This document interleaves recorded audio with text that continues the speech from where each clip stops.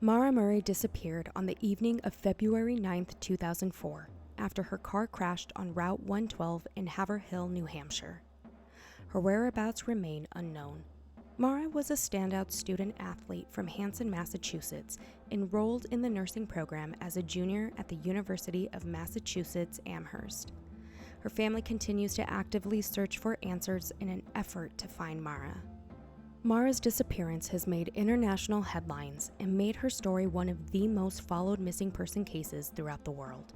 Her case has been featured on ABC's 2020, Disappearance, The Oxygen Channel, and other numerous media and news outlets. Maura's sister Julie has dedicated over 2 decades to tirelessly seeking the information needed to bring Maura home and has been the family's advocate in the media. Now, Julie is hosting the first season of a new podcast, Media Pressure, focused on reclaiming Maura's story, highlighting her disappearance, and working towards resolving this unsolved case, all while being narrated by those who love Maura. This is True Crime in Hollywood, Julie's personal tale.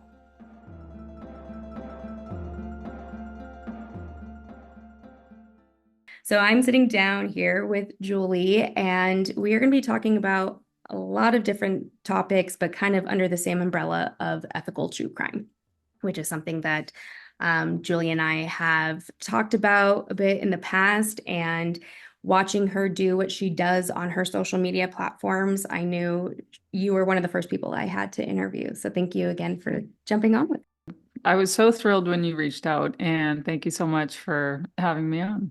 Yeah, thanks, Julie. So I want to jump into it and starting kind of from the top. Having been in the media for years and seeking answers to your sister's disappearance, this is a significant responsibility that I think a lot of people don't necessarily realize. What has that been like doing that for 2 decades now? I describe it as a double-edged sword. So, on the one hand, families like mine in situations like mine depend on the media to keep the story in the public consciousness. So, there's an obligation that I have, that I feel to my sister, to continue to advocate for her, to continue to remind people that she's still missing. And in doing that, I also set myself up to be a target, both online and in traditional media, and especially social media. And it's that balance, and it's what every person in my situation has to weigh.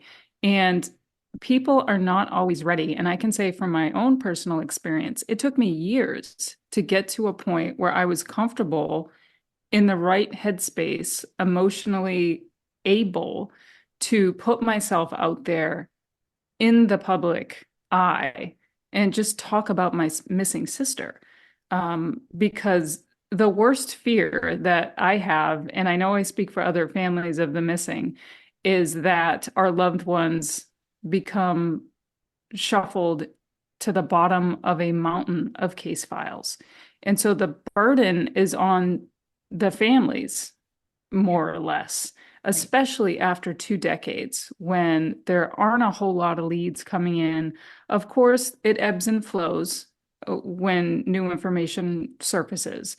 But it's not an easy thing, and it makes us the target, so to speak, in a way, because now people are looking at me and they're dissecting every single word that I say. And that's a hard position to be in, especially if you're not in that right headspace. Yeah, it's not an easy thing to deal with. Absolutely. And I think you said that so eloquently too, because it does kind of come back to your family and then being put under that microscope. So that is really huge. I don't think many people realize that though. They're scrolling through Google, going through Instagram. And so when they see an update, okay, but I would imagine that brings everything kind of back to you again and puts that on all of you, I would imagine too. Right. And even though I'm the sort of the public facing spokesperson for my family in the background is watching everything that I do and watching the comments and watching the reaction. And it's re-traumatizing in a way every time we put ourselves out there because we're forced to. Because if we don't, who will? But again, it's that double-edged sword. You put yourself out there, and then you're going to open yourself up to criticism, to attacks, part of what you have to do. I'm so sorry that you've had to experience that for so long too. And you're right, and the headspace and being able to do that too. With that being said, you have been able to also take control of that narrative with your podcast, Media Pressure. Can you tell me more about the podcast and also how that title came to be? It's a great story. So through this process of having a missing sister and being more public and advocating and attending different events, you meet other people in similar situations. And one of the people I met through this process was Sarah Turney. And we became quick friends. And it's sort of this unspoken connection that you have when you meet another sibling with a missing or murdered sibling.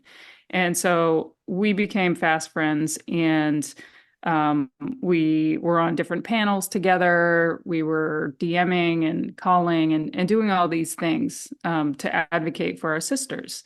And then Sarah approached me and asked me what my thoughts were on hosting my own season of a podcast to tell Maura's story from my perspective and from the perspective of the people that knew her best. So my entire family and those closest to the investigation. And at first, I was terrified, and I told her, I said, I don't know, I'm not cut out for this. I'm an introvert by nature. I'm good with just doing the TikToks and the Instagram post. I don't know if I'm cut out to be a podcaster, but she saw something in me that I didn't necessarily see. And she saw the value in getting the perspective of the family and giving our missing sisters a little bit of that humanity that's stripped away through all this coverage, constant coverage. So it's Sarah Turney, and it's hard to say no to her. So I eventually agreed. All credit to her for the name Media Pressure. And we launched the first season, and it was therapeutic, it was cathartic, it was emotional. It was something that I'm so proud of, and I'm so proud that I was able to finally put Maura back into her own story, because with all the coverage, she's sort of become secondary to the circus sideshow that has become her case.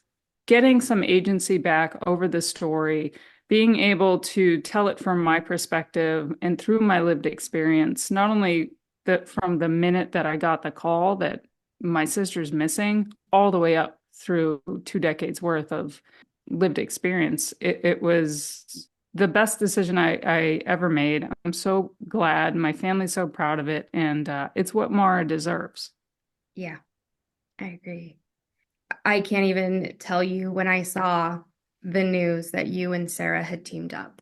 It was like, of course, yes, this makes all the sense. Because Yeah. I've also interviewed Sarah, and she's equally like, you both amaze me at how much you have taken and just put back the effort to not just your sisters, but also to others as well. So I think it's really amazing that you two found this ground, and it's groundbreaking, because you're right, like being able to give that power back to Maura and giving her the true coverage that is from your family. So with that being said, what was that like to now interview your family? Because I would imagine that also would be new territory and kind of, yeah, outside of the realm. So Yeah, it was way outside my comfort zone. But going in, I felt comfortable. This is my family. This is my dad. These are my brothers. Of course, I talk to them all the time, every day. However, there is something that happens, and I'm sure you can attest to this. When you hit record, that sort of changes the landscape. And I remember the first interview I did with my dad, I was so nervous, and it's my dad. And it's because there was a part of me that knew what was at stake. So I knew we needed to get it right. I knew we needed to be careful. I knew we needed to set the stage for media pressure, which will continue on and have additional seasons with other family members telling their loved ones stories. So I had that responsibility. But sitting with my dad, I had this whole script and all these questions, and I would hit stop and say, Dad, stay on point. I asked you this question, answer the question. And then I realized this is the first time he's been able to just speak freely and get everything off of his chest. And so I'd ask him a question and he'd go off on a tangent like he does. And I continued recording because he needed that. And we were laughing and crying and the whole host of emotions that goes into reliving the intricate details of such a heartfelt tragedy that's so close to everyone in my family. So it was amazing.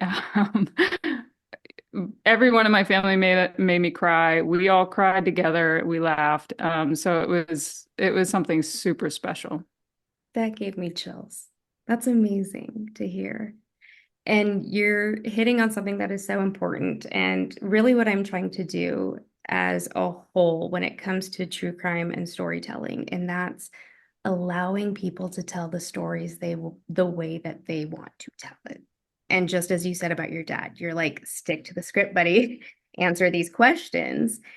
And then it's like, wait, let me go backwards a little bit and kind of understand that. And that for me as an independent filmmaker is what I have done, and what I'm creating to do is just that, because I keep calling it script puppets when we're talking about true crime series.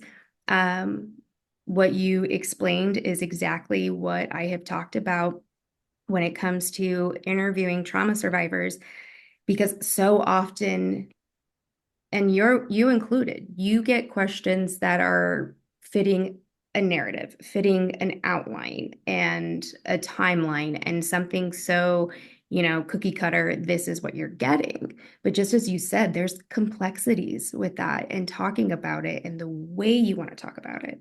So when I would interview law enforcement, first thing that happens is that they go into this like mode of, I've got to tell the case from A, B, C, D to. But once I'm able to ask them questions outside of that, they were human again. And they were giving me exactly what you said. There's laughter, there's crying, there's, moments of trying to break the ice and maybe, say something that is a little dark, but for them, it's like, it's how to get out of that. So I think you hitting on that as saying, now it's my family and we're having this conversation. And I'm sure it's really intimate as well, because I would imagine, those conversations maybe happen during, private times in the family, but then being able to know that you're giving your dad that platform and voice was huge. Yeah. Yeah. And what I will say is the most powerful nuggets that came out of the podcast were off script. Yeah. Uh, they were nuanced. They just came from me listening and allowing my family members and the other people I interviewed just to speak. Yeah. And if I had not done that, if I stuck to the script, then it wouldn't have had the impact that it's had. Congratulations, Julie. Like, that's a really difficult thing to do, and you did that. So I'm proud of you. That's Thank amazing. you. So before the podcast, though, social media was your means of communication with the public. How has that shaped your media experience? And then why is it important to also engage with the public, particularly about Maura's case? Well, when I first started going out and posting on social media, I was very measured. because Maura's case is so high profile. And I knew that every single word that I said would be under the microscope, so to speak. And so there was that little piece of vulnerability that was missing because I was sticking to my script essentially, and I didn't want to deviate from that. But like I just said, that's where the power is showing people that you're a human being. And at the center of all of these tragedies are also human beings, multidimensional human beings. And what happens with the ton of media coverage is not only the victims, but the families become flattened in a Yes. way. Right. And they're no longer multidimensional, flawed human beings with feelings. And that takes something away. And what it allows for is for outsiders looking in to rationalize why it's okay to exploit these characters now because they are flattened and they're not seen as humans. And a lot of times in situations like mine, the victim is boiled down to the few decisions they made right before tragedy struck, as well as the family, the decisions the family met while you're in shock and panic. From my experience, have been dissected and ruthlessly just analyzed because we didn't behave the way a stranger may have deemed appropriate, having never been in my shoes. Like you said before, there's so much, there are so many complexities to this and the storytelling and the understanding. And that's why it's so important that we talk about empathy and compassion when we're covering these tragedies that deal with human beings. 100%. Yep. Yeah. And that's why I'm here, because it's that. Over the course of 7 years of producing true crime and meeting all of these incredible people, that's what I've taken away, is that no, these people, these are the heroes that, have taken this tragedy and doing what they can with their life, but also still honoring their loved ones. I think that is so crucial, but that gets lost in the media. And you're right. And it just boils down to one perfect little package, like I said before. And that's why I think it's so important that people hear from you and hear this perspective as well. So I hope that really does allow more people to feel like they can, do their own story, but do it on their terms and the best way possible. So with that being said, earlier this year, the New York Times published an article about true crime survivors and how social media platforms have been the base for them to control their stories. What is your take on that? I think it's great. I really appreciate the way that I'm able to go on to TikTok, and it's different when you go in front of a camera and you put your face out there as opposed to a 150 character tweet. So I can do a tweet that has the same exact messaging, and then I can compare that to the reaction I get when people see my face. They hear my voice shake when I'm saying the same exact message. And it's again giving that level of humanity back. Yeah. And people being able to connect with me on that human level. And I think that's what's great about Instagram as well and TikTok. Twitter's great, or X is great, and Facebook, but you're missing something. You're missing tone. You're missing all of the intangibles that you get when you see somebody face to face. Right. Everything you're saying, I just keep saying, like, you're so right. But I think that's the context too, which is people hearing your voice, seeing your mannerisms. I've been in that side of things as well, where I felt like, okay, I need to share my story on a larger scale, but in my voice and in my words, so people hear it from you. So yeah, you're right. It is super important for that to keep happening. But that's also just then boiled down to social media and doesn't get the, amplification that it probably deserves, depending on the Yeah. situation. And one thing I'll add to that is on social media, I'm able to have control over the messaging. So it's not run through an editor. It's not run through somebody that wants to get the perfect sound bite or the clip of me crying or something like that. I'm able to kind of take that control back through social media. That's really, in my experience, the only avenue that families like mine have to Yeah. get our stories out the way that we want to narrate them. We have also discussed unethical media practices. I would imagine that your family has gone through that quite a bit. Can you expand on that a little bit? Yeah, well, my family certainly has gone through our fair share of unethical coverage. It's really unfortunate and sad to think about some of the things that my family has gone through, and that's part of my motivation for being as public as I am and being outspoken on the fact that, hey, wait a minute, guys, we're missing this empathy piece in this whole thing.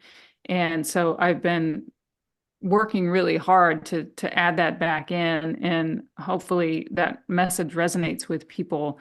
But people, content creators and independent content creators especially, often serve as the writer, editor, producer, promoter, marketer, fact checker. It's a one-stop shop. And Sure. so what that eliminates is dissenting opinions. And Mm. so it's usually the loudest voice that overshadows everybody else. And then you've got this phenomenon of case experts. And often the case experts have never met the victim or never really engaged with the family, the ones most affected. And so there's so much work that still needs to be done. But I will say within the last 3 to 4 years, I've seen a shift. And I've seen the trajectory of the true crime genre leaning more towards pushing back on some of the salacious, sensationalized type coverage. Mhm. Um, and you're seeing it at a large scale. I mean, you're seeing pushback after Netflix documentaries. You're seeing the family members push back. And 10 years ago, I don't think we would have seen that because guess what? Family members should just sit back and be grateful. We should be grateful for what we get. We should be grateful for the coverage. But it's traumatizing. And at the end of a documentary or a podcast that layers in sensationalism, families like mine sit with that Yeah. for days and weeks and months and years, and we replay it in our head. And it's so hurtful. It's just layers on additional trauma to an already tragic situation. Right. You also hit on something that I also want to discuss in terms of consent and acknowledgement. Because I know in my world, in TV and film, that is kind of a gray area. And oftentimes, should a family not participate, then you're kind of going and digging to find people who knew maybe the victim. And then, even at that point, once it premieres or airs, I can't imagine what that feeling is like of knowing that, just as you said, somebody is talking about your sister who never met your sister, but is supposed to be an expert on the particular case. What do you hope to see change when it comes to that? Especially, like I said, I know in Hollywood and in production world, this happens more times than not. So what would you say to anyone listening that could make that change? Well, I would argue that this idea that family members want to censor and control all of the information is largely not true. Yeah. I don't want to censor facts. If there is a fact about my sister, as unflattering as it is, but it may help us get to an answer, let's talk about it. Let's have a public discussion about that because it's going to further the case. But there needs to be standards. So there's a difference between standards and censorship. And most of the families that I interact with aren't saying that we want to control everything. Yeah. We're not saying we want 100% of control over scripts and we want to review final products. That's not what we're saying. We're just saying we want a little bit of empathy and standards so that in journalism, there's a code of ethics, right? And so one of the primary pillars of the code of ethics is to do no harm. So if you're covering something that is newsworthy, like I just said, and it may or may not be unflattering, great, let's talk about it. But if it has no journalistic purpose whatsoever, i.e., it's a rumor, then what are we doing? What are we talking about? Why are we talking about this? For clicks? Right. It's not going to further the case because it's not based in any sort of fact. So that's a balance. And that's what I would like to say to people who are covering and creating content is understand that there should be some code of ethics standards that are met. So you're not doing additional harm to these vulnerable people and the voiceless victims who can't defend themselves. Mm-hmm. Especially in this day and age. I think I have referred to the true crime podcasting world among everything else as the Wild West because people would just pick up a case and be like, okay, I'm going to make a podcast about this. And here I go. I'm just reciting whatever information is online. You know, if they're going to Reddit, finding theories and gossip. I mean, it's wild to think that happens, but I think also something that people also don't realize. I know for myself, done an interview that is in print and my words are changed. The whole, sometimes it's like, wait, where did that come from? Oh, I never said this, right? And so then you consider that, and then you have a content creator grabbing that information, plugging that as truth. And it's like, okay, wait, no, that's not, that's the difference where I think, again, where you're giving that power back with media pressure in your season of saying, this is it, this is the story, but everyone else kind of creates what they want to create out of it. And I think when we're talking about code of ethics, that's a part of it. Because I know for myself, as I've done, larger series and whatnot, I go through a rigorous process where, I pre-interview people and they share so much information. And then it gets boiled down to a certain percentage that makes it on the TV. And more times than not, I am just stunned by the stories. And I'm just like, oh my gosh, if people actually knew what the real story was.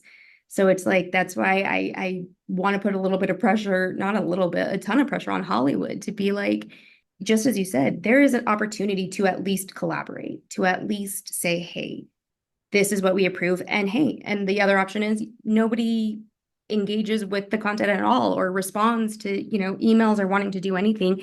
But that should also be the answer of no, don't move forward with the project unless you have that approval. And I think people are forgetting that. And that's the part where it's like, remember, these are real human beings. This isn't a TV show. This isn't, a script that is written about someone's life. So I think you're right. Yeah. Yeah. Yeah. And that's, I've heard this argument over and over again. First Amendment, anyone can tell these stories. Yes, you can. You absolutely can. Right. But you need to decide whether you should and whose story is it to tell. Yes. In the first place, and who is affected by it. I can't tell you how many times I'm just going about my day and I get an alert, new podcast about Maura Murray. And I get this pit in my stomach because I'm totally blindsided and I have no idea what this particular content is going to include. Is it going to include all the misinformation that's just been regurgitated over and over? And then I'm going to feel like I need to do something, but then what do I do? And I don't really have the authority to tell anybody, hey, that's not okay. And it's a lot of pressure to put on a family member to make sure that the information in the public domain is actually based in fact. Yes. And I can tell you, most of these cases, there's just that lack of due diligence, and people go on and regurgitate the same thing because they see it online. And that is a huge problem. Absolutely. Now, I want to shift a little bit though to talking about when you do participate, in something like a production, and talk about what it's like to be interviewed on, let's say a documentary series. How does that internalize for you? What happens, after you finish filming? I kind of want to walk people through that actual process. Yeah, well, I will tell you, participated in a couple documentaries, and I'm just a private citizen. I don't have media training, and I am nervous before, during, and after. I'm nervous when there's 7 cameras in my face because that's not my comfort zone. And so and especially since I'm an introvert, so that sort of makes me even more measured than I already am. And it's difficult, it's emotional to have to go through that because you don't feel comfortable. Who feels comfortable unless you're a trained actor with all these cameras and mics, and you've got to walk through the door and introduce yourself, but then you got to redo it 7 times because the camera angle wasn't right. And it's Oh, I know. it's a lot. It's a lot for somebody just thrust into the middle of a true crime tragedy to have to deal with. And on my end, I'm just putting a lot of pressure on myself to get it done right and do right by my sister. And so there's so much pressure that goes into it. And then during it, again, you can see some of my earlier interviews, and I'm very reticent and measured and controlled and stoic in a way. And I sort of seem like a robot, but that's because I'm nervous. you Yeah. know I'm super nervous, and I'm more comfortable now because I've had 20 years of training in it.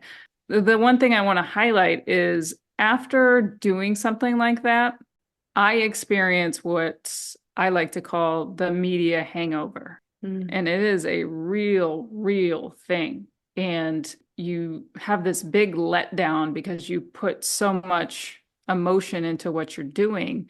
And then the cameras leave and everybody leaves, the crews leave, and you're just at home by yourself, replaying everything. And did I say the right thing? Did I screw up? Did I capture and edit what I said in the way that I said it? And so there's that additional pressure. But typically, I need to be by myself. I need to be in silence, and I need to have the lights off and just kind of decompress and process. And that can take upwards to days after Yes. filming for an hour. And people don't realize that. And then there's the whole anticipation leading up to the final product. And then the emotional roller coaster starts again. How am I going to be portrayed? And all of the different emotions. And so it is a lot for Yeah. families. Yeah.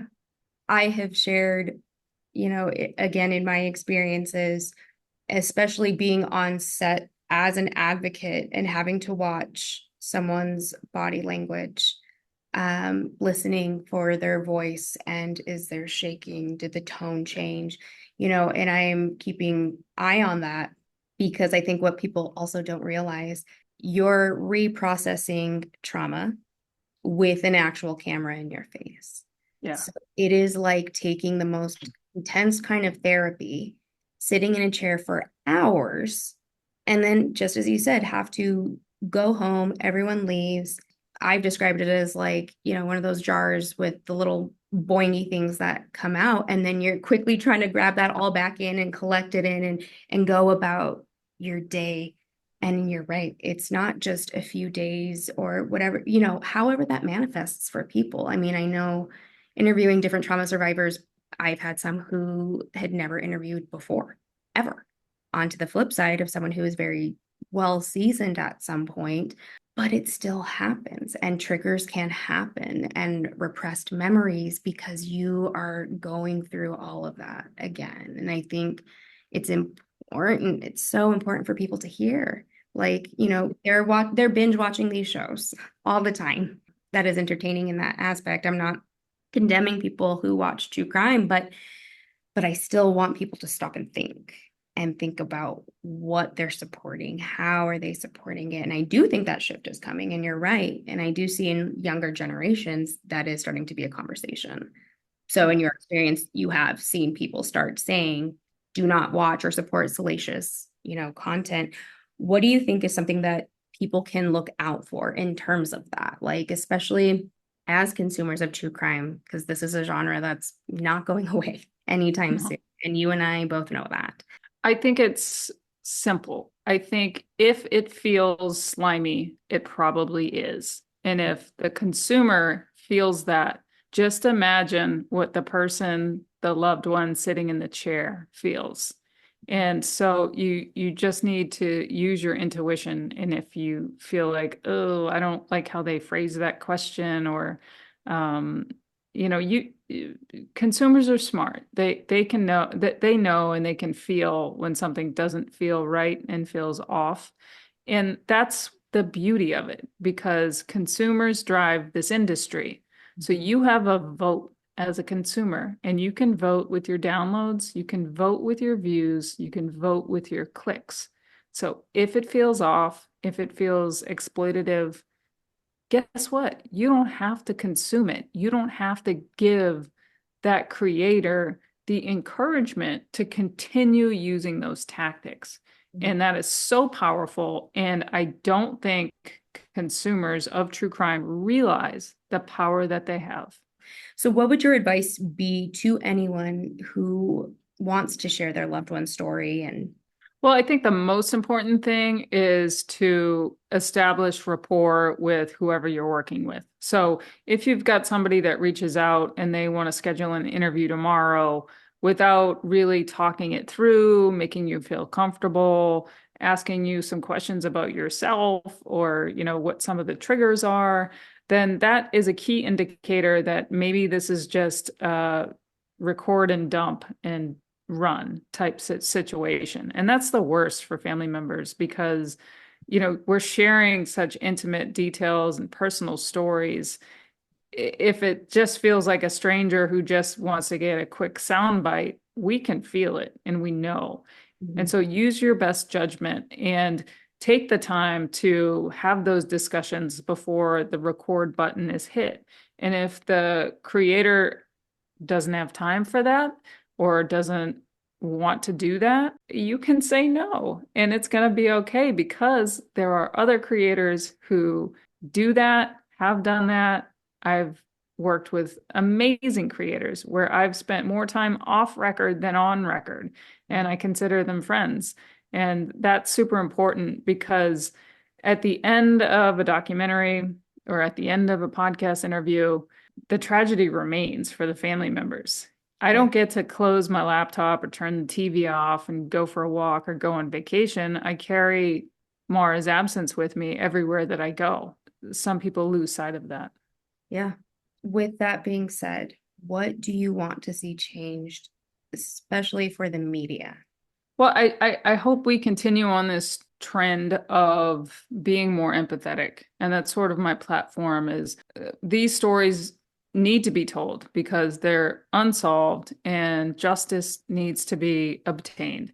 And the only way we're going to do that, especially with some of these older cases, is to continue to raise awareness and reach those one or two people out there that may have information, may not know that they have information, and won't know unless we continue to hit them over the head with the fact that these cases are still unsolved. But we need to do it and approach it in a way that's empathetic and that's victim centered. It's not always the sexiest approach where you have to dig through files and you have to spend time on the phone with family members to establish that trust. But from my experience, that's where the magic happens, is when you establish these relationships, you're comfortable with a creator. That's where you're going to get those golden nuggets that I talked about that are unscripted because they feel comfortable. So just understanding that this is our life.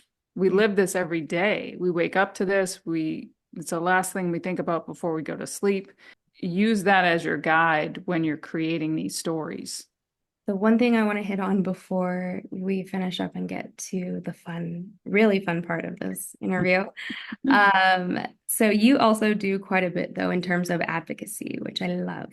So as an advocate, you have also teamed up with other families of unsolved cases in New Hampshire. And I believe you have an event coming up soon, but I don't think this will be posted before then. But what can you share for those that may have missed it and would be interested in attending something like that? Yeah, well, like I said at the beginning, I've connected with so many different families and family members and advocates who don't necessarily know how to navigate dealing with tragedy, dealing with media. And that's been the silver lining through all of this, is finding that purpose and meaning this horrible situation that has happened to my family, and connecting with these other folks is the absolute best part of being in this space. I met several different families in the state of New Hampshire who had similar grievances. We were upset with the communication between the families and the public officials and law enforcement. We were upset about the victim advocacy program and how broken it is. Our message was, we don't want to know all the intricate details of the investigation. We don't want to jeopardize our loved one's investigation. No, we just want acknowledgement that we're seen and heard. Hey, got your email or got your phone call, can't share that, but we're working on it. Those small little things, it takes 30 seconds to say, got your message, can't respond, or got your message, I'll get back to you. And that's hasn't been happening, especially in the state of New Hampshire. So I was a co-founder for this coalition of families of the missing and murdered in the state of New Hampshire. And we've made tremendous progress over the last year. And last year we gathered at the steps of the Attorney General's building. And we thought we'd have a fair number of both advocates and family members. But what blew me out of the water was when these other family members got wind of it and just showed up. And they showed up with framed photos of their missing loved ones. They didn't say anything. They just stood there holding a framed photo. I have never been so moved in my entire life, because at that point, they knew they weren't alone, and they felt alone and felt isolated for so long. And some of these cases, we're talking 30, 40 years.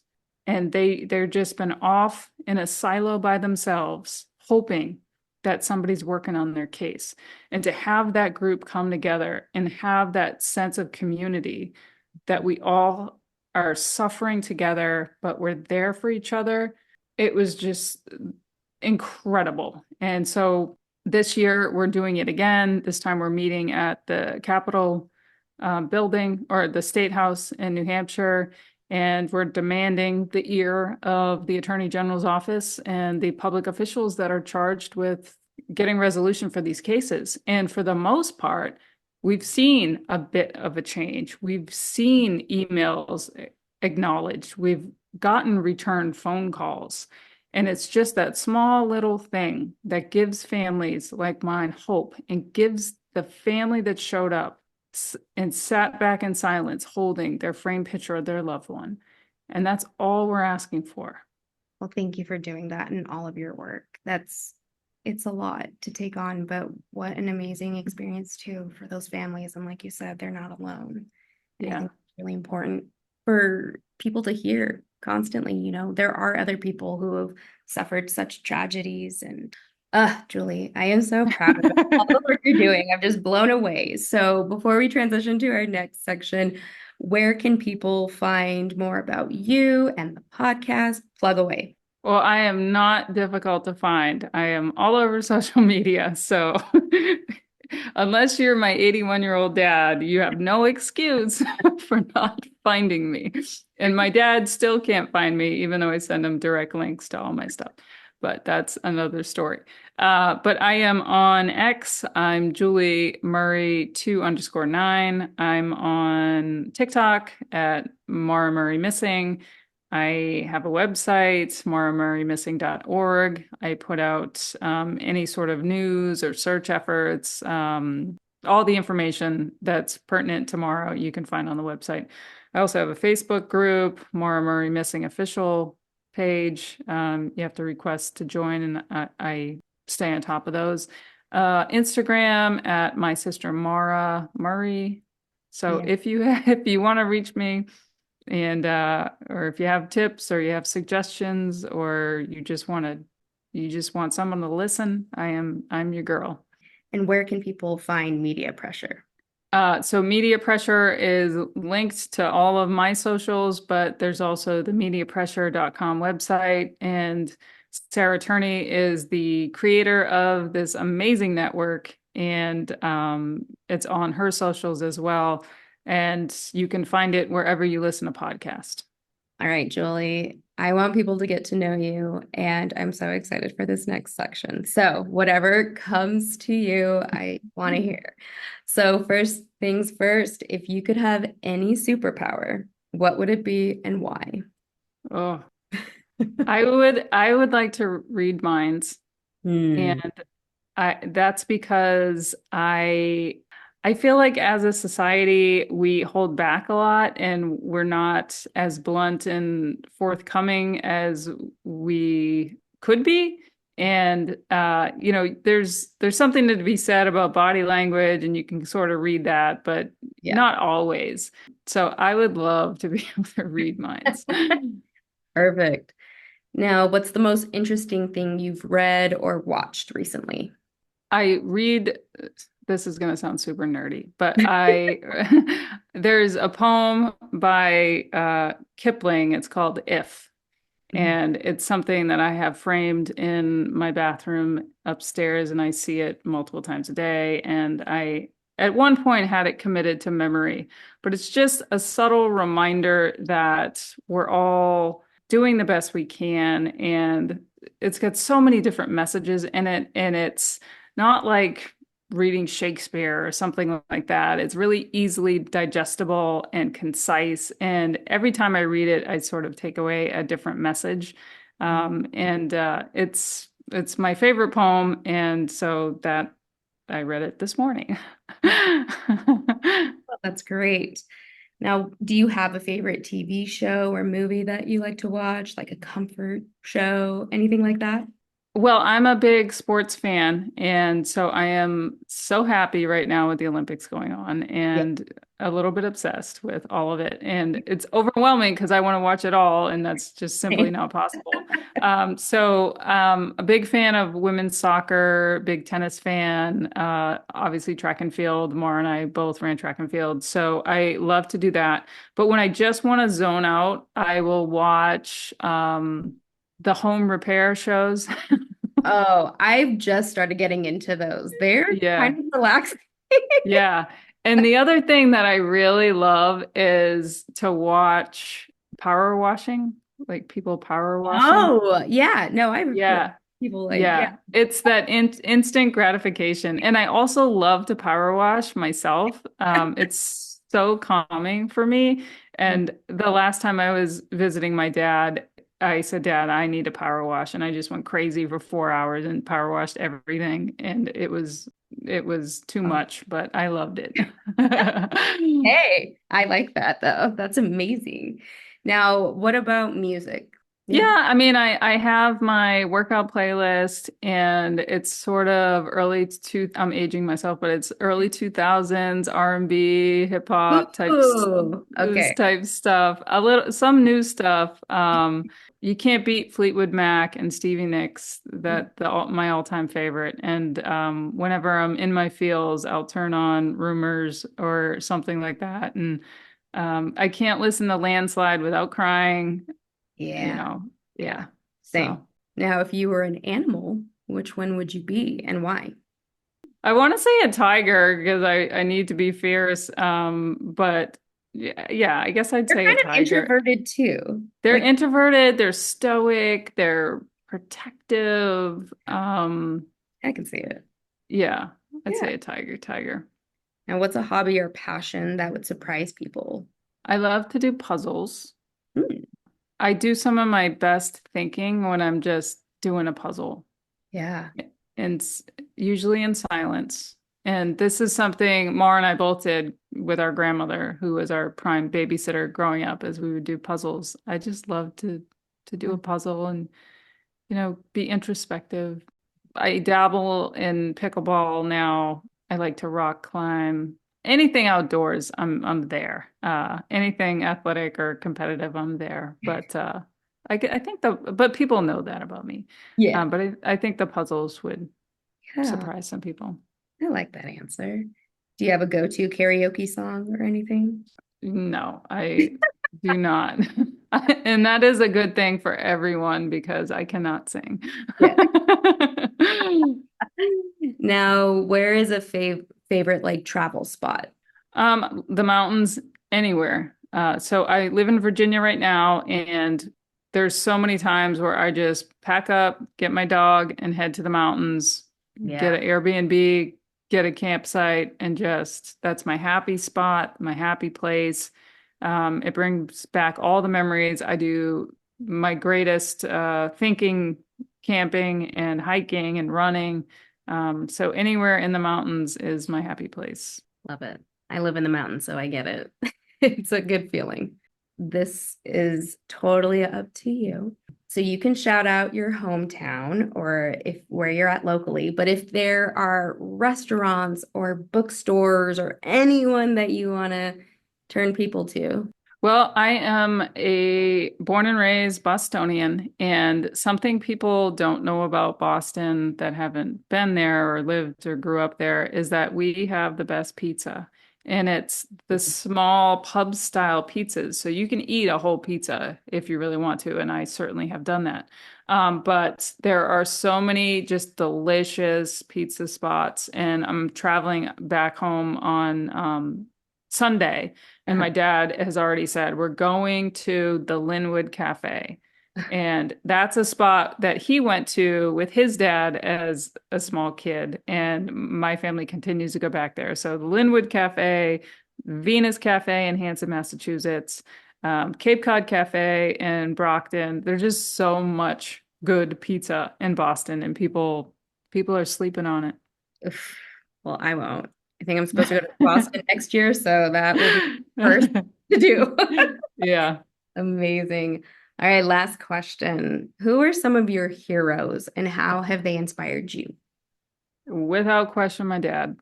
Yeah. 100%. My dad is my hero.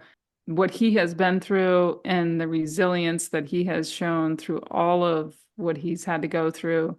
You know, I know what it feels like to have a missing sister. I don't know what it feels like to have a missing child.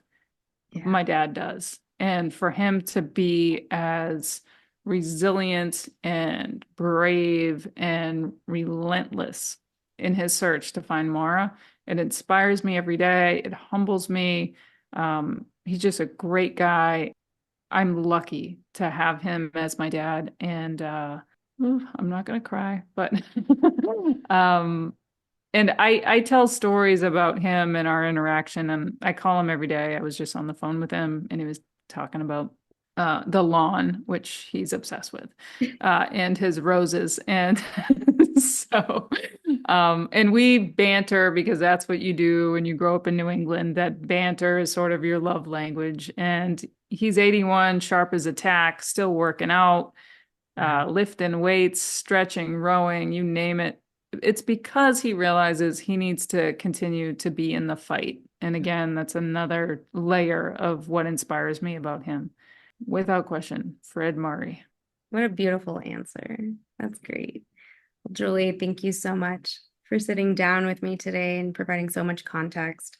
Like I said, we definitely want to see a change. And when I say we, I mean myself and the other producers that I have been chatting with. And truly from the bottom of my heart, thank you for everything that you're doing, your advocacy, and using your platform for good and just helping others while also never forgetting Maura's presence and doing everything that you can to help close that chapter. So, yeah. Well, thank you so much for bringing this topic to light. I think it's something that's well overdue, and I'm happy to share my 20 years worth of experience. It's a horrible situation, but if I can share some of what I've learned to other families and other creators, I hope that they take something away from it. And yeah, I appreciate you doing this and having me on. Be sure to join me next week when I chat with Sarah Caitlin, the host of ARC Media's popular podcasts, Who Killed Jennifer Judd and Why Can't We Talk About Amanda's Mom? Thank you for listening to True Crime in Hollywood, and as always, remember the victims and embrace the survivors.